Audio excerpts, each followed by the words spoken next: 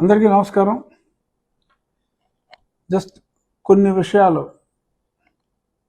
నలుగురితో పంచుకుందామనే ఉద్దేశంలో మాట్లాడుతున్నా.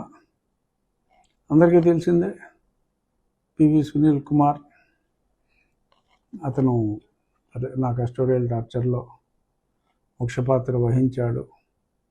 ఎందుకు వహించాడంటే ఎవరినో మెప్పించడానికి అనే మెప్పించి మంచి పదవి కోసం అనుకున్నాం. అది నిజం పక్కా. ఈలోపు ఇంకొక విషయం తెలిసింది ఏమిటంటే, అఫ్కోర్స్ ఆలస్యంగా తెలిసింది, అదేమిటంటే ఇదొక సోనీవుడ్ కథ.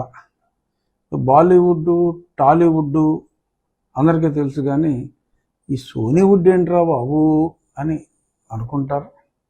సోనీవుడ్ అంటే అదొక వ్యక్తి పేరు, అక్కడ ఇండస్ట్రీ పేరు. ఇక్కడ సోనీవుడ్ అనేది ఒక వ్యక్తి పేరు.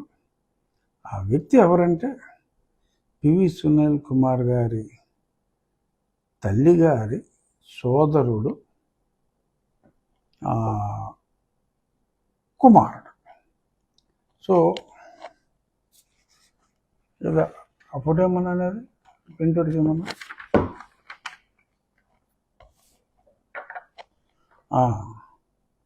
సో వారికి జగన్మోహన్ రెడ్డి గారి టైంలో ఒక ఉద్యోగం, ఆంధ్రప్రదేశ్ పబ్లిక్ సర్వీస్ కమిషన్లో ఒక మెంబర్గా 22 ఏప్రిల్ 2021 అంటే నా కస్టోడియల్ టార్చర్కి సరిగ్గా 3 వారాల ముందు ఈయన కోరిక మీదే అయి ఉండాలి కంపల్సరీగా.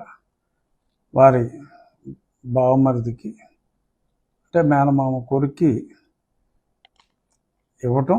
అప్పుడు వీరందరూ ఏదో కేకులు గట్రా తినిపించుకున్నారు. ఇదిగోండి, అది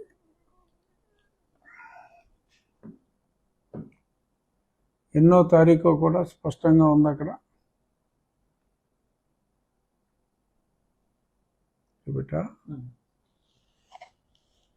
22 ఏప్రిల్ సాయంత్రం పెట్టారు. On the occasion of my uncle's younger son సోనీవుడ్ Nuthalapati taking charge as a member of Andhra Pradesh public service commission, one happy day. Mother in law Jyothi Premadas, అంటే మేనత్త మదర్ ఇన్ లా అన్నారు.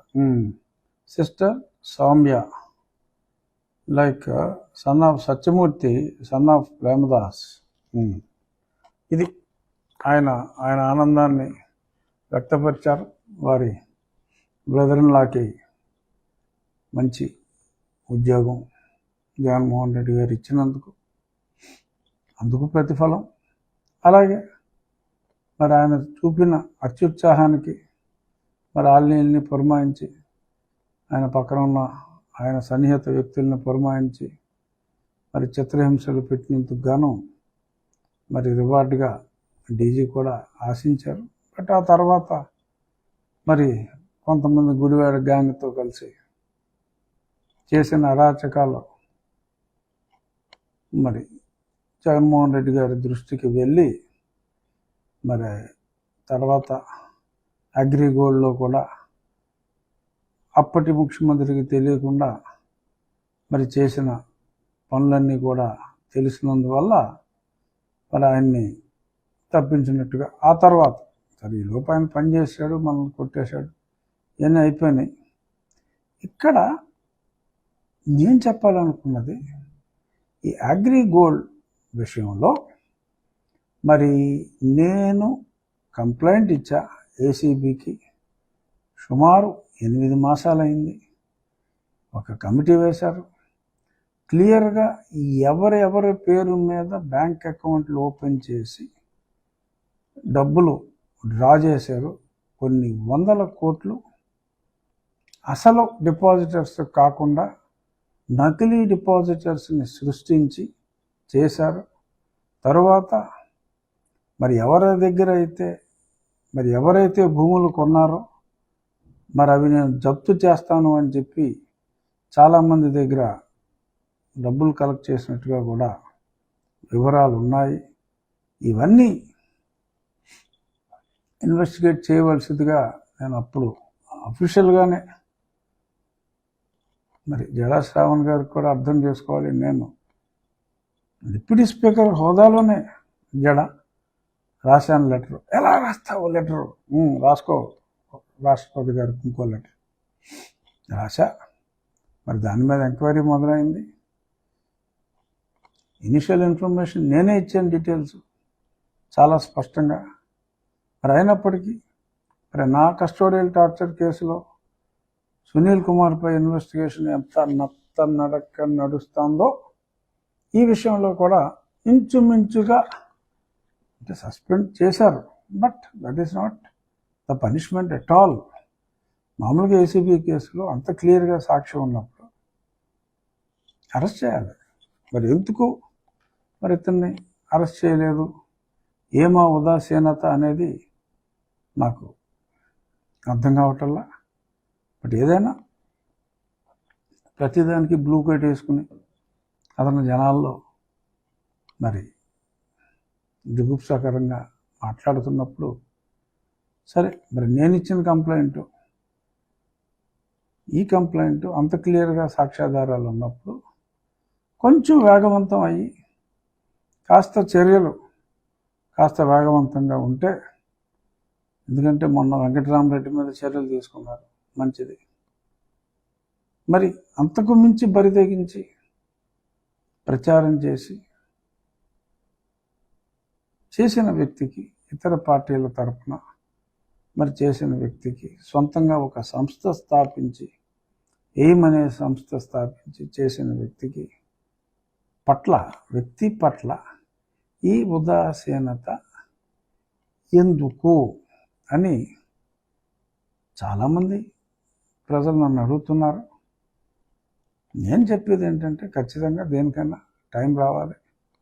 ఆ ఉదాసీనత అంతమయ్యే టైము వచ్చిందనే నేను భావిస్తున్నాను.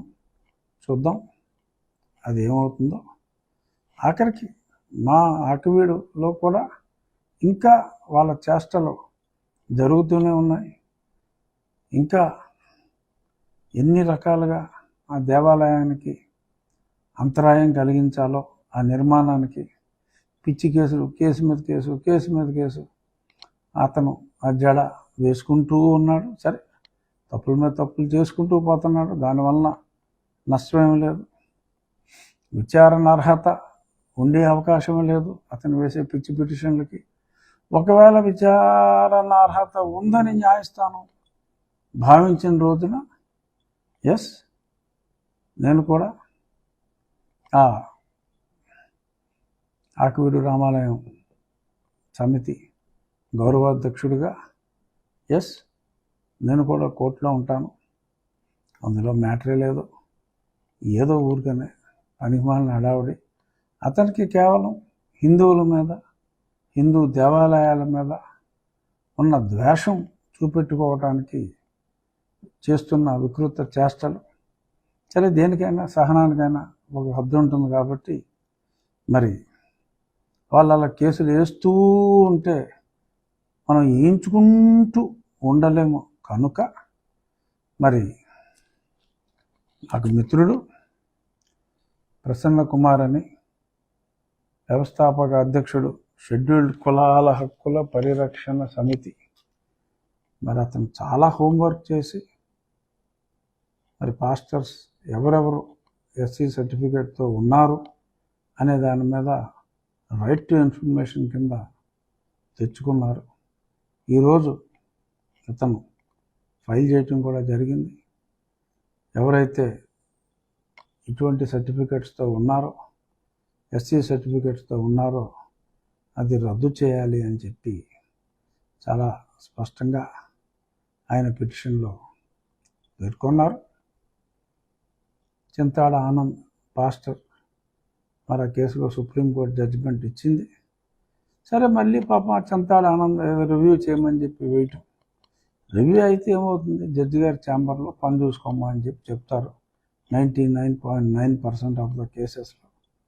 అక్కడ చాలా స్పష్టంగా 1950లో ఉన్న రాజ్యాంగం ప్రకారమే అతి స్పష్టంగా ఆ తీర్పు ఇచ్చిన తర్వాత సరే ఏదో చిరు ప్రయత్నం, దానివలన పని జరగదమ్మా ఖచ్చితంగా. మరి ఇదే కాదు, ఇదేమి వ్యక్తిగత ద్వేషంతో చేసేది కాదు. పరమత సహనం అనేది చాలా అవసరం.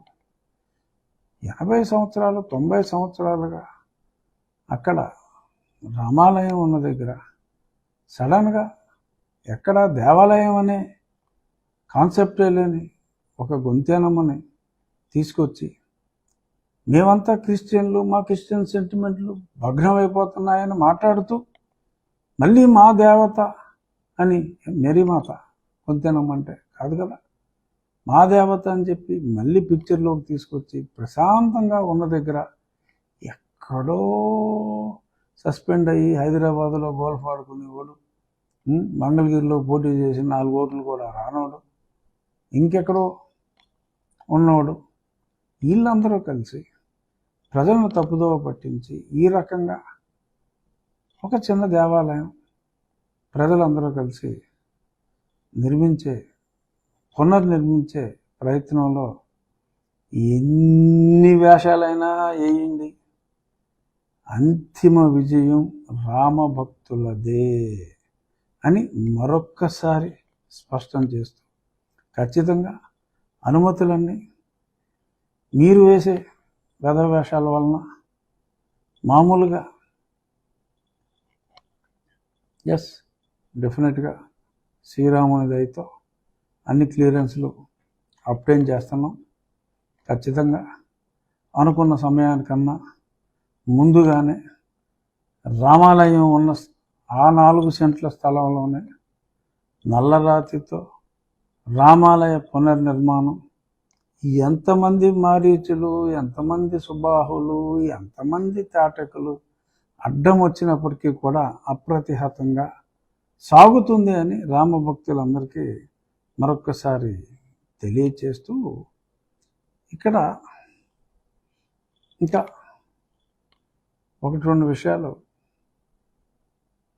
ఇవాళ స్పెసిఫిక్గా వీ విల్ రెస్ట్రిక్ట్ టు ఈ అగ్రిగోల్డ్. ఇక్కడ ఇంకొక చిన్న విషయం, ఎవరైతే గతంలో నా చెస్ట్ మీద కూర్చొని మరి గుడివాడలో దందాలు చేస్తున్నాడని చెప్పడం జరిగిందో, తెలుగుదేశం పార్టీ అతనికి పార్టీకి సంబంధం లేదని చెప్పడం జరిగింది ఆ తులసిబాబు అన్నతను. మరి నిన్ననే గుడివాడ నుంచి కొద్దిమంది నన్ను కలిసి, మొన్న గుడివాడ నుంచి కలిసి పలానా విజయవాడలో పలానా బందర్ రోడ్డు మీద ఉన్న పలానా హోటల్లో ప్రతి శనివారం మరి అంతా గుడివాడ నుంచి అధికారులు కూడా వచ్చి తులసిబాబు అన్న వ్యక్తిని కలుస్తున్నారని, మరి అది I think better government keep N I on that. నిజంగా అక్కడ దందాలు జరుగుతున్నాయా లేదా, ఎందుకంటే అదే అగ్రిగోల్డ్లో ఈ తులసిబాబుని అడ్డం పెట్టుకుని ఈ పివి సునీల్ కుమార్ గారు చాలా దందాలు చేసినట్టుగా అన్ని సాక్ష్యాలు ఉన్నాయి. సరే, తర్వాత ఆ సాక్ష్యం ఇచ్చిన వారిని కూడా బెదిరించే ప్రయత్నం చేశారు, ఇవన్నీ కూడా క్లియర్గానే ఉన్నాయి. మరి ఇంత చేసిన తర్వాత కూడా మరి గుడివాడ వెళ్ళకపోయినా మళ్ళీ వారం ఆ గుడివాడ బెదవాడ రావటం ఏంటో, అక్కడ ఆఫీసర్లు కూడా ఇక్కడికి వచ్చి లెక్కల వివరాలు ఇవన్నీ మాట్లాడటం ఏంటో. Of course this is an allegation made by few Guruvada people, but I am telling better get it, examine and then take action. But దృష్టికి తీసుకురావటం, ఎందుకంటే ఇవన్నీ నాకు పర్సనల్ మ్యాటర్స్ అయిపోయినాయి. నా గుండెల మీద కూర్చొని ఏ తులసిబాబుకి ఒక పెద్ద లాయర్ లాగా 50 లక్షల రూపాయలు లీగల్ ఫీజు ఈ సునీల్ కుమార్ పే చేశాడు. మరి వీళ్ళిద్దరూ కలిసి అగ్రిగోల్డ్ దందాలు ఇవన్నీ ఇంటర్లింక్డ్. నా దాంట్లో అక్యూజ్డ్ కాబట్టి సునీల్ కుమార్ A1, ఇతనేమో A5 A6 ఏదో ఉన్నాడు. వీళ్ళందరూ అక్యూజ్డ్ కాబట్టి నేను ఏ రాజ్యాంగబద్ధ పదవిలో ఉన్నప్పటికీ కూడా నా కేసులో అక్యూజ్డ్గా ఉన్న వీరి గురించి నేను మాట్లాడే హక్కు ఉంది. జడ ఓ జడ అని మరలా ఆ జడా శ్రావణ్ కుమార్ కూడా తెలియచేస్తూ మరొక్కసారి